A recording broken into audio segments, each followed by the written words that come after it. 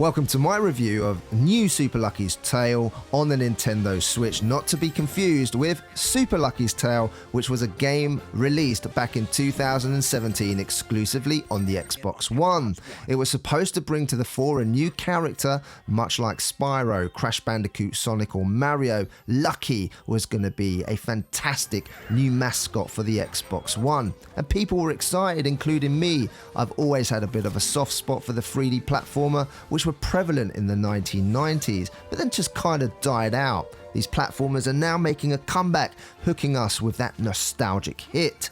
The thing is, you can create a lovable, adorable character, but if the game behind it is poor, then it's got no chance. And unfortunately, like many games of this ilk, it suffered from a poor camera and sluggish controls, and it got an absolute hammering from the critics as a result, and the game sales suffered as a consequence. So back to this comeback.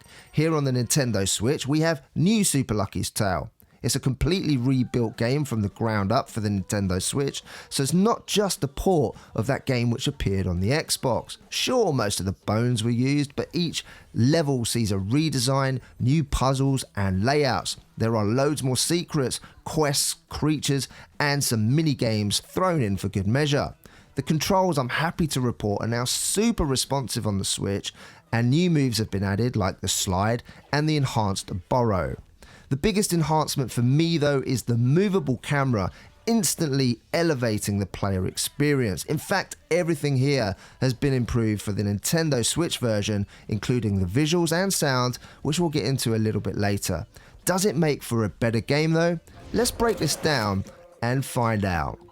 In terms of the story, well, it starts off pretty dramatic with a cutscene which I was not really expecting. It got me instantly interested in Lucky, our protagonist, rescuing the Book of Ages from the mysterious Jinx and his villainous family, the Kitty Litter. There are lots of characters you'll meet along the way, each with their own unique quirkiness. A village of worms was one of my favourites, as the way they spoke instantly reminded me of the game Worms. Rescuing pages for the Book of Ages is just a great little hook too. The two biggest improvements which instantly grabbed my attention when playing this for the first time was that rotatable camera. I cannot tell you how many games have failed due to poor camera implementation on these type of games. And in the early 90s, they were full of failed 3D platformers for this very reason, where games were almost unplayable. Now we still have that today, but here the development team took some stinging criticism from the last Lucky outing and actually went to work on sorting it out. They didn't just port the game that they'd made 2 years ago on the Xbox like many and put on the eShop for a quick cash grab. No, what they did was they knew they had something here, and by making some improvements like the camera, this could be something great. So far then, so good. But what about those controls? Again, it's something that needs to be on point in any platformer like this. Too sluggish and frustration ensues because you're going to die often due to making mistakes that are not in the main your fault. Here again, the devs went to town to make sure sluggish controls were turned into tight, on-point controls, and here they're great. It makes for a far more enjoyable experience in controlling Lucky through the wonderful array of colourful levels. So, with two of the biggest problems this game has suffered from previously being nailed, we can now talk about how fantastic everything else is. First of all, I want to express through this video just how addictive this game is. It's not one that is massively challenging, I need to make that clear. In fact, you'll be able to complete most levels quite easily, to be fair. But that's also what makes it such a nice game to play. It's accessible. It means adults and younger folk can enjoy it together. For those that want to get the most value out of their games, there are tons and tons of things to collect and find. Collect 300 coins in a level, for example, and you'll find a page for the Book of Ages. If you collect 5 letters to spell Lucky, you'll get another page, and you'll find that there's lots more secrets too. But suffice to say, each level to 100% it will require you doing a few specific things, which I don't want to spoil here, but suffice to say, it's fun exploring, finding secrets, and going about completing some of the levels in the order that you want. Now, in terms of some of those moves, Jumping with Lucky is nice and easy. You can do a single jump or a double jump. There's a tail swipe so that you can beat some of those enemies that come across, or you can jump on them. And the other cool move is where you can burrow deep into the ground to get those coins which are buried, for example. And this adds for some nice and interesting dynamics and mechanics within the levels themselves. That keeps it interesting. The other thing here is the variety that keeps you glued.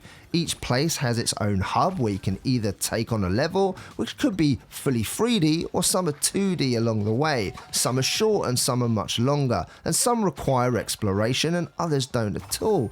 Even in the hubs themselves, you can complete puzzles for extra pages, explore at your leisure.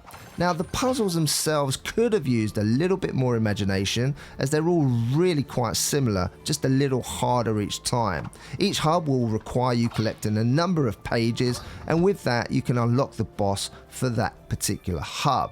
It does mean that you can get through the game without having to complete every level if you wanted to. It does give the game a less linear feel, as you can take on levels in any order that you want in each place. Once you beat the boss, you can then move on to the next hub. Boss fights are not the most challenging, but are fun enough. I wish there had been a little bit more imagination here. Each fight seems rather similar, taking place on a square platform, and the boss's attacks are quite easy to learn and read and also remember. Yes, they do get more challenges as you get to the latter stages, but these are not going to cause those hardcore players too much of a challenge.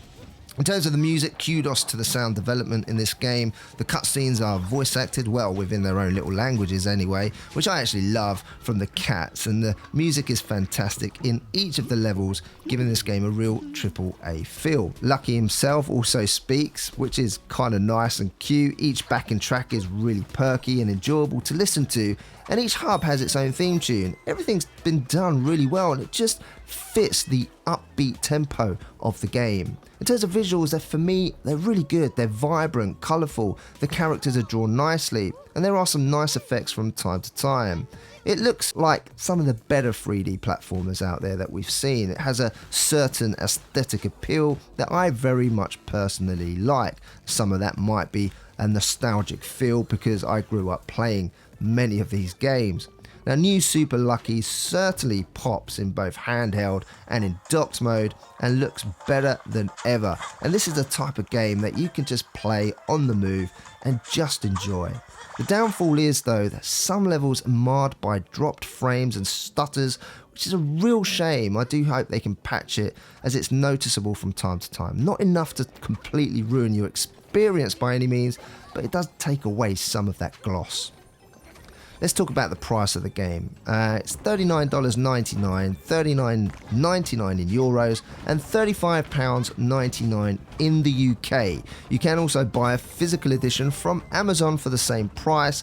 That's the one that I would go for. I'll leave a link below if you're a physical collector like myself. For the money, you're getting a game which is going to keep you addicted probably until you collect every single collectible. That's how fun it is. The main game can be completed rather quickly if you rush through each boss with the minimum number of pages collected, but you'd be missing out on so much more fun. There's plenty replay value in going back to the levels to find the collectibles, and that's going to keep you going for a little while. In terms of my verdict, before I get into that, don't forget to subscribe to our channel for reviews like this one and for our weekly physical edition video where we let you know all the physicals that come out that week, and our bargains video where we scour the eShop to let you know the best bargains that you can find. And lastly, and probably, quite a nice little carrot dangling out there, don't forget to subscribe for your chance to win a Nintendo Switch Lite along with a copy of Zelda Link's Awakening, which will be given away to one lucky subscriber when we hit 50,000 subscribers, so not too far away now. I'm really glad that this game turned out to be great. It just shows that a development team that's passionate about their project can go back and make improvements. Super Lucky's Tale, I had the thought at the time it could have been something special. This time around, Playful Games have got it right. Much better camera, tight controls should be a given, but couple that with an adorable protagonist, gorgeous colourful levels, a great soundtrack, and a game that can be enjoyed by adults and younger folk alike, and what more could you ask for? Yes, there are some slight performance issues, bosses are slightly repetitive, and that does take a slight polish off of the overall package, but I still wholeheartedly recommend this game, and in this moment in time, it's the best Lucky we've seen, and 8.5 out of 10 from me. Ladies and gentlemen, I hope you've enjoyed this review today. If you did, please hit that thumbs up. Hope to see you next time on one of our videos. And for that to happen, you need to hit that subscribe button and that bell notification, so don't forget. Ladies and gentlemen, leave me a comment down below. Let me know whether you like these type of 3D platformers. I certainly do, and I have a soft spot for them. And when they're done this well, it just brings joy to me. But that's just me. Let me know what you think down below. My name is Juan Romero from Switchwatch, and I'll see you again very soon on the next one. Take care.